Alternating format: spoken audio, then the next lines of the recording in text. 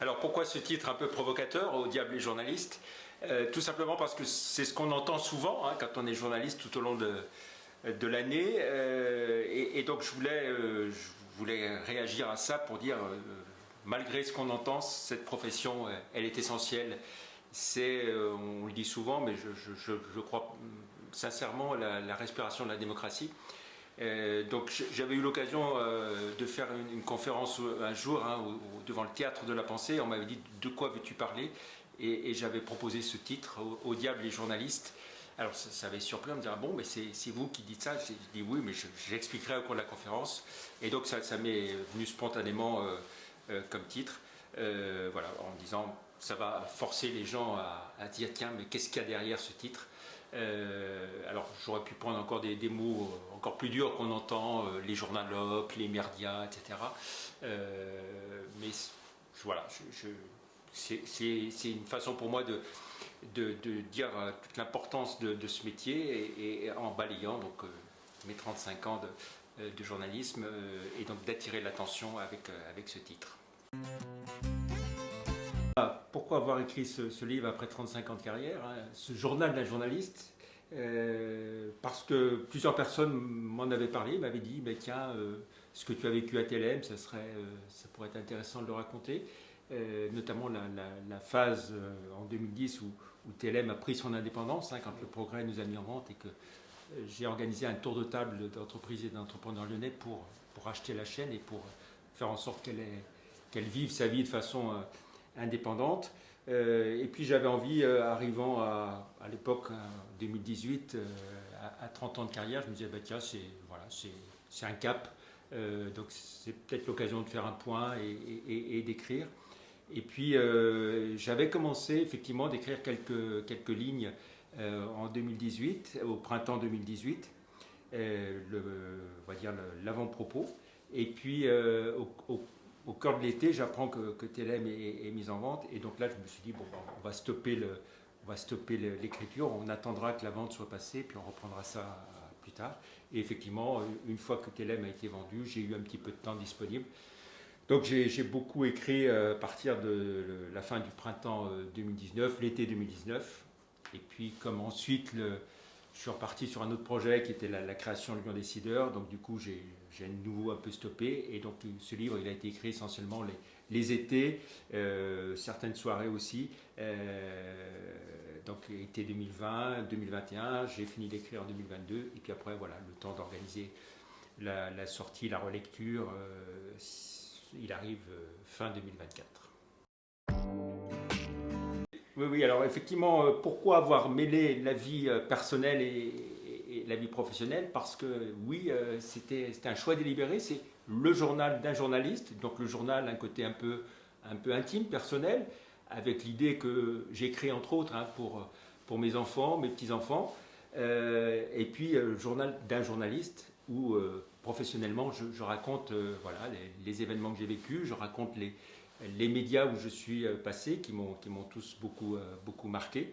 Et puis je crois que voilà, l'équilibre d'un homme, ça tient aussi à sa capacité voilà, à être équilibré dans sa vie personnelle, l'importance de la vie familiale, même si quand on fait un métier comme celui de journaliste, on y passe beaucoup de temps. J'avais un professeur à l'Institut français de presse qui disait le journalisme c'est un sacerdoce. Et quand je dis ça, ma femme souvent dit oui, c'est aussi un métier d'égoïste, ce qui n'est pas faux, parce qu'on le fait par passion et qu'on y consacre beaucoup de temps. Donc voilà, je voulais montrer que, encore une fois, les deux sont importants, et tous ces événements que j'ai vécus, c'était au moment d'autres tranches de vie personnelle, familiale.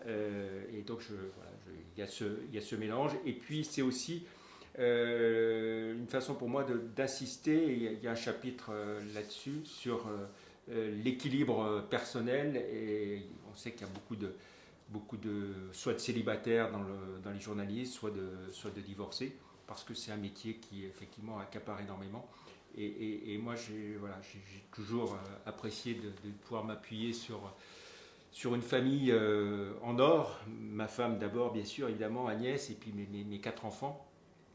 qui m'ont permis de faire ce métier de façon formidable.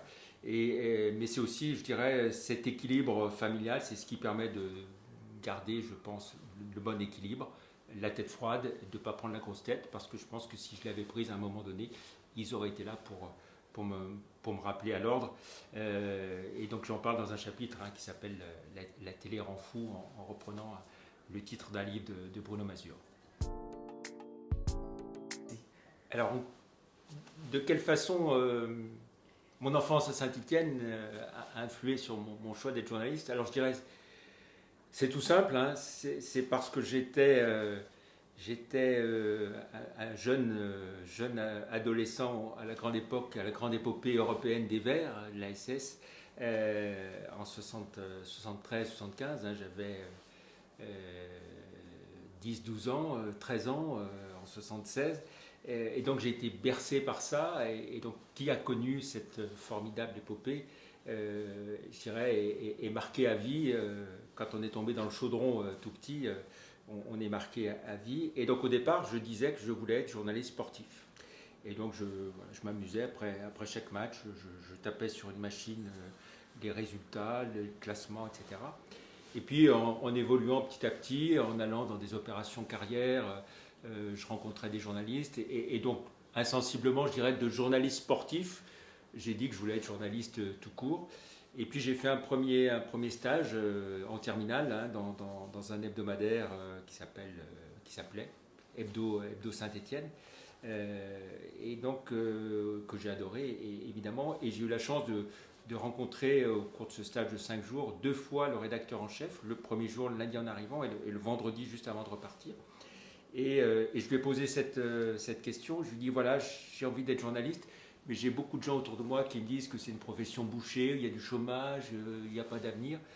Et là, je revois toujours son visage s'éclairer et me dire, Jean-Pierre, si tu as envie d'être journaliste, vas-y, fonce, écoute pas les autres, dis-toi que tu y arriveras et que tu réussiras. Et donc j'ai toujours eu ça en tête.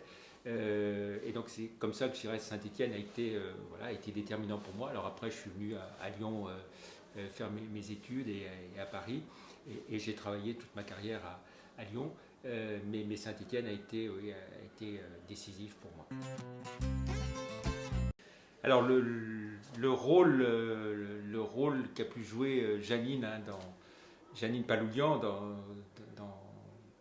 ma carrière et dans ma vie de journaliste, c'était un moment important, parce que je dirais, avoir la chance de commencer aux côtés de Janine Paloulian, qui était une journaliste dans l'âme, passionnée, ne prenant jamais pour argent comptant ce qu'on pouvait lui dire, et étant, je dirais, journaliste jusqu'au bout des ongles. C'était très formateur pour moi. C'était le service politique de Lyon-Figaro, donc quelque chose d'important.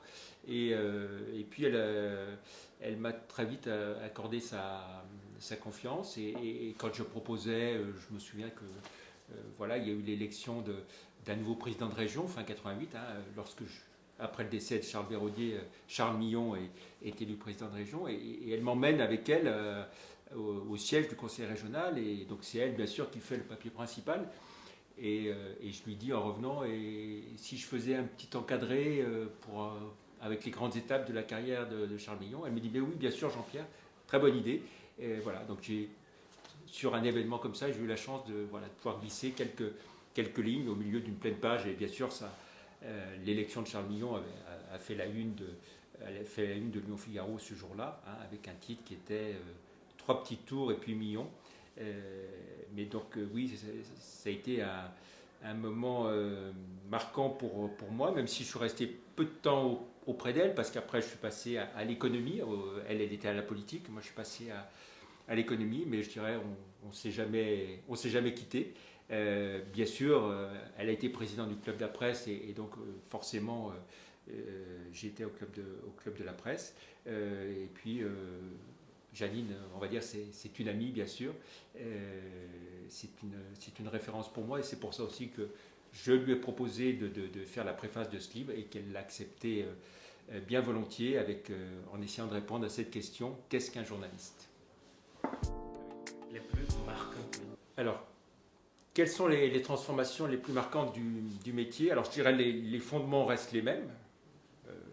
Une information, ça se vérifie avant d'être publié, etc. L'indépendance du journaliste, donc les fondements restent les mêmes, mais je dirais l'environnement a changé du tout au tout. Hein. Donc, la transformation, c'est qu'à l'époque, on était encore à l'époque du fax, du Minitel. Aujourd'hui, voilà, le fax a disparu, le Minitel c'est Internet, et c'est autrement bien plus que le Minitel. Il n'y avait pas de réseaux sociaux, donc l'environnement a changé complètement. Il n'y avait pas de site web, voilà, le digital était inexistant, il n'y avait pas de mail, donc effectivement, voilà, pour se faire passer des communiqués de presse, on disait vous pouvez m'envoyer un fax, etc. Donc l'environnement il a changé du tout au tout, il n'y avait pas de téléphone mobile, je me souviens à l'époque, c'est le directeur de Lyon Figaro, il avait un gros GSM, ça prenait une place qui trimballait dans sa voiture. Donc l'environnement a changé du tout au tout. Il n'y avait pas de chaîne d'infos en continu, en France tout au moins. France Info avait démarré en 87, radio en continu, radio d'info en continu, mais il n'y avait pas de chaîne d'infos en continu. Donc c'est un environnement qui a complètement changé. Voilà, je dirais les deux transformations principales pour moi, c'est évidemment c'est Internet et c'est les réseaux sociaux.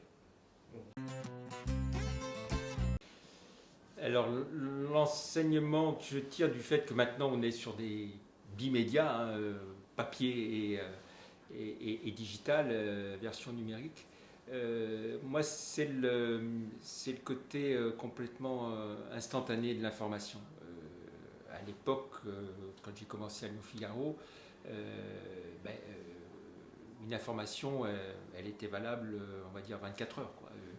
Il y avait le moment où le journal sortait, et puis tant qu'il n'était pas sorti, voilà, on se disait, voilà, j'ai la primeur, j'ai le scoop, mais le lendemain matin, on allait voir quand même les confrères pour voir s'ils n'avaient pas aussi l'information qu'on avait. Donc on avait toujours quelques... Là, aujourd'hui, on a une information, il faut la publier tout de suite.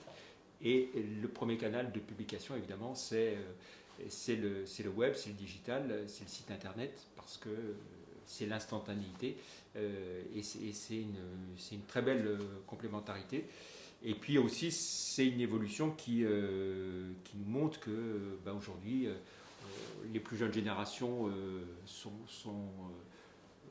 on va dire pratiquement absentes et lisent très, très peu hein, le papier. Il ne faut pas se raconter l'histoire. Hein. Donc le digital, c'est aussi le moyen, et les réseaux sociaux, d'essayer de capter quand même toujours de renouveler notre lectorat pour tout ce qui est évidemment presse écrite.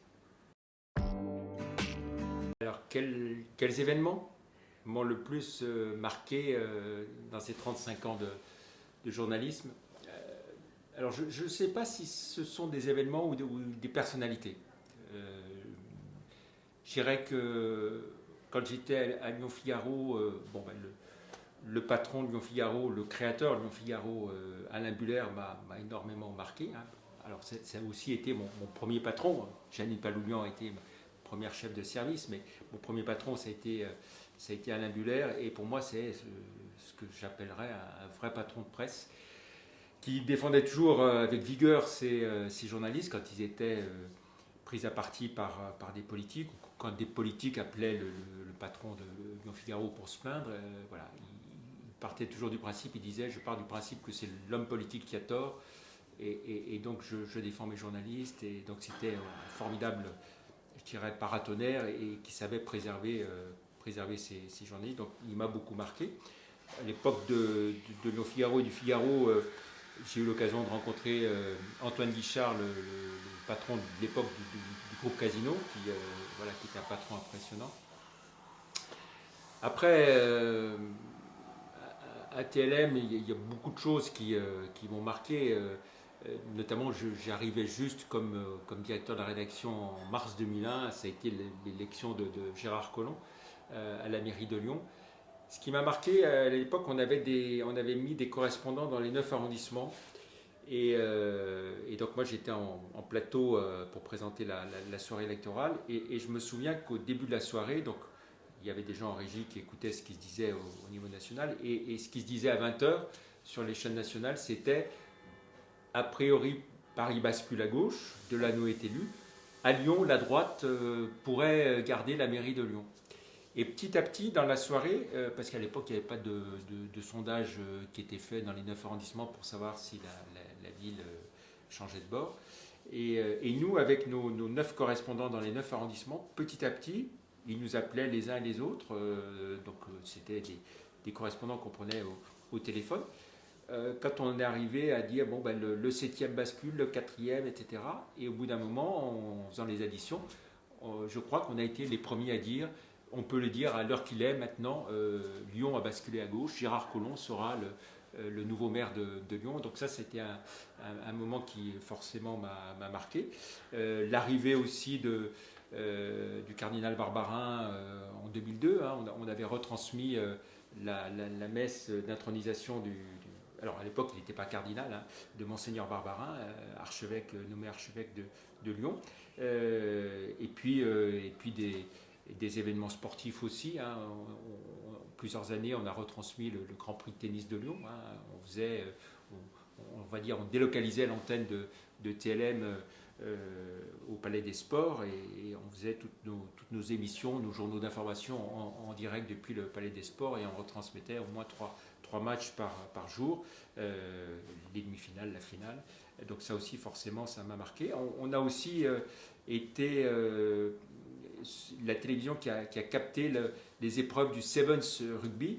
Et je le dis parce que quand on voit le succès qu'a eu le rugby à 7 aux Jeux Olympiques, je dirais on a été dans les premiers, dans les années 2016-2017, à retransmettre du rugby à 7 sur TLM. Et puis, ce qui m'a marqué aussi dans mon expérience actuelle, c'est la création d'un média en partant d'une page blanche, hein, Lyon Décideur, donc avec François Sapie. Ça a aussi été un moment assez fabuleux parce que voilà, créer ex nihilo un média, c'est quelque chose d'assez fabuleux. Alors sur le rachat, la question du rachat de TLM par BFM, je dirais donc c'est pas moi qui suis à l'origine de ça, hein, puisque j'étais actionnaire, mais petit actionnaire, on va dire. Ce sont plusieurs actionnaires qui représentaient à eux trois, ils étaient trois à être vendeurs 51% du capital, qui ont décidé de vendre TLM. On savait depuis plusieurs années que BFM voulait s'installer à Lyon. Et donc, alors, ils pouvaient le faire en créant une télévision sur les box SFR, ça c'était possible. Hein. Mais bien sûr, ce qui les intéressait, c'était d'avoir une chaîne sur la TNT, d'avoir un canal hertzien gratuit. Alors, la TLM a été vendue à un certain prix, mais d'avoir ce canal qui leur permettait de diffuser sur toute la population et que les Lyonnais puissent voir gratuitement leur chaîne. Donc dès lors que on savait que BFM voulait venir à Lyon, qu'un certain nombre des actionnaires que j'avais fait venir dans le tour-table de TLM avaient envie de passer la main, d'assurer la pérennité de cette chaîne. Pour certains, ils avaient un peu plus de 70 ans, 75 ans, et donc ils avaient ce souci. Je dirais la logique était effectivement qu'ils se rencontrent et qui... alors évidemment, bon, voilà, je ne cacherai pas que j'aurais été heureux que TLM continue de vivre sa vie de façon indépendante, comme elle l'a vécu de 2010 à 2019.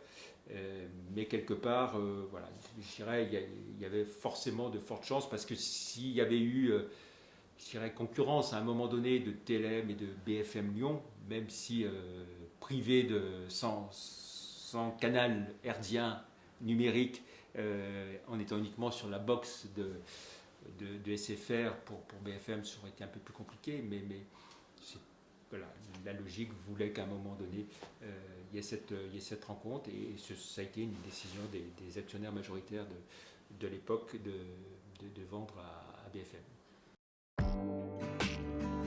Alors, l'histoire de la bataille de l'indépendance de TLM en 2010, ça a été un moment clé pour moi, parce qu'on savait que, donc on était une filiale du groupe Progrès, et on savait depuis un moment que l'actionnaire majoritaire du Progrès, à savoir le Crédit Mutuel, et le patron du Crédit Mutuel, Michel Lucas, ne croyait pas dans les télévisions locales et était persuadé que les télévisions locales perdraient toujours beaucoup d'argent et que c'était impossible d'équilibrer une télévision locale, et donc il voudrait s'en séparer. Et effectivement, quand en 2009, la décision de vendre TLM a été prise, on a vu défiler dans ce qui s'appelle une data room, hein, c'est-à-dire une pièce où on met tous les documents comptables, financiers, et donc les gens qui sont intéressés pour acheter défilent à tour de rôle, et puis ils peuvent consulter les documents. Ils ne peuvent pas les emporter, ils peuvent les consulter. Et puis après, en fonction de leur intérêt, ils peuvent dire, bon, bah oui, je vais formuler une offre. Et à ce moment-là, bon, ils peuvent voir de façon plus précise et continue et auditer les chiffres et tous les documents financiers. Et dans un premier temps, je vois défiler dans ces data rooms, parce que souvent, ceux qui venaient me disaient, bon, voilà, est-ce qu'on peut vous voir en tant que dirigeant opérationnel? Je vois défiler Bolloré, je vois défiler Énergie. Et à un moment donné, je me dis, et puis l'OL évidemment, et puis à un moment donné, je me dis, mais finalement, si on est racheté par un groupe parisien, national, quelque part, on va devenir un petit décrochage d'une entité nationale, parisienne, et c'en est fini de notre indépendance. Et je me dis, finalement, tu connais le monde économique lyonnais, tu connais les chefs d'entreprise, tu connais les groupes qui pèsent à Lyon, et si tu essayais de faire un tour de table. Et donc je prends mon bâton de pèlerin, j'ai envie de dire, et je contacte un certain nombre et puis finalement ça marche, ça aboutit, et on arrive à faire une offre en bonne et due forme. Donc il y avait une douzaine de patrons importants, hein, je pense voilà, à Alain Mérieux, Bruno Rousset, Roland Chéniaud, Jacques Gaillard et beaucoup d'autres, hein. Ils étaient une douzaine au total. Et on arrive à bâtir un projet, et donc voilà, on l'avait appelé TLM 2015, on était en 2010. Et donc ça a été un moment assez fabuleux, parce que voilà, il a fallu organiser tout ça, réfléchir avec les équipes, hein, quel était le projet derrière le fait de faire un tour de table et de racheter, mais pour quel projet pour la chaîne. Et donc ça a été une période assez fabuleuse. Et puis surtout, à la fin, ça a été un match face à l'OL. Jean-Michel Aulas, donc, qui voulait racheter pour le compte de OLTV, hein, même si il s'en défendait en disant que non, qu'il garderait les deux chaînes. Enfin, donc ça a été un match important pour la chaîne. Et donc ça a été, voilà, on va dire, après une période où TLM a été ballotté entre plusieurs actionnariats. Il y avait un moment de stabilité avec le progrès de 2000 à 2010, mais cette bataille de l'indépendance, pour moi, ça reste un de mes meilleurs souvenirs de ces 18 ans que j'ai passé à la chaîne. Effectivement, l'histoire du débat Royal-Bayrou à TLM, pas question, ce que je dis. C'était amusant, cette entre-deux tours donc, de la présidentielle 2007. Donc Nicolas Sarkozy et Ségolène Royal sont les deux premiers, donc les deux seuls qualifiés pour le second tour, pour la finale, on va dire. Et François Bayrou, qui a longtemps espéré se hisser et être un des deux premiers, finit troisième. Alors il fait quand même plus de 18,5%, je crois, des voix, hein, plus de 7 millions de votants, mais il échoue, et donc il n'est que le troisième homme, si je puis dire. Et donc, pour continuer à exister dans le débat, il dit, je propose un débat à Nicolas Sarkozy et un débat à Ségolène Royal. Nicolas Sarkozy dit tout de suite, hors de question. Si j'ai un débat à avoir, c'est uniquement avec Ségolène Royal. Et Ségolène Royal dit, banco, j'accepte de faire un débat. Et alors, ce qui est amusant, c'est que pendant plusieurs jours, personne ne veut organiser ce débat. Tout le monde se défile. Et il n'y a aucune chaîne qui accepte de le faire.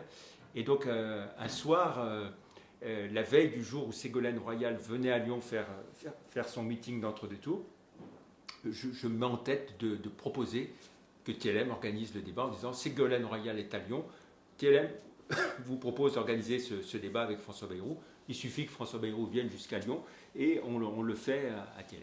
Et donc j'envoie ça évidemment à l'AFP.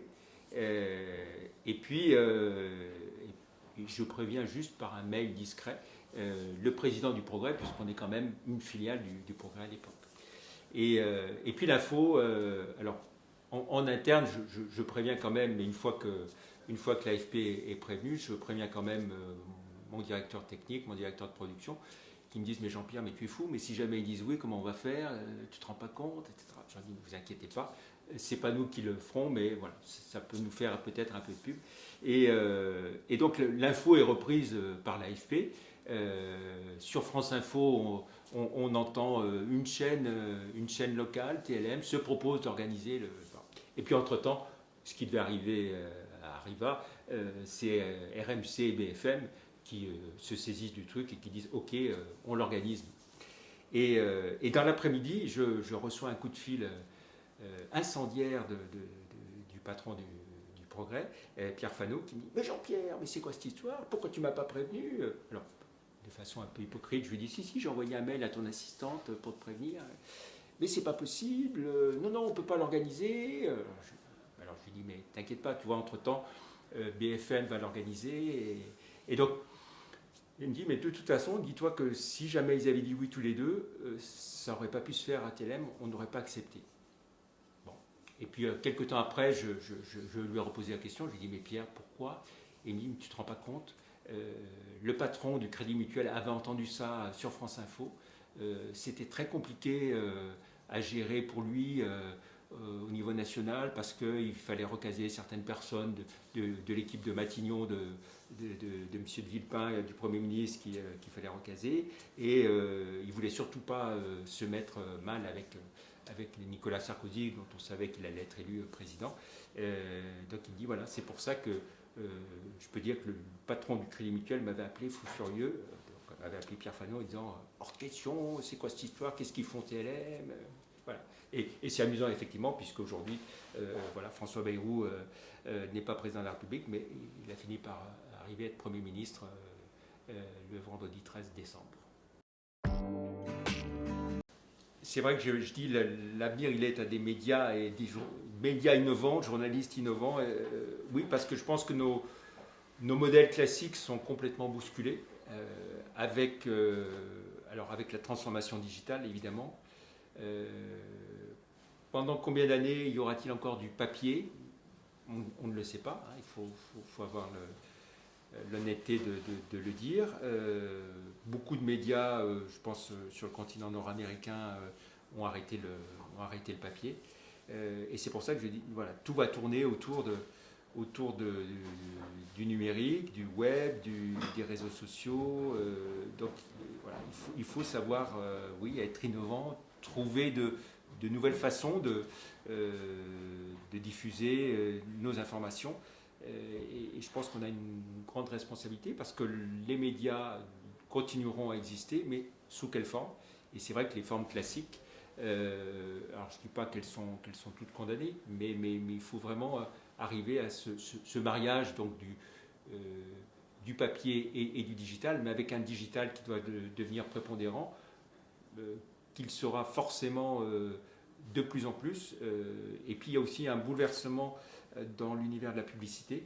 Hein, on en parlait avec François Sapie il y a quelques jours, hein, qui nous disait c'est au Canada, je crois, 80% du marché publicitaire est trusté par Google et Facebook. 80%. Hein, donc ça veut dire que tous les autres médias, il leur reste 20% du marché publicitaire. Donc c'est quelque chose qu'il faut complètement avoir en tête et se dire que l'information, elle sera toujours primordiale.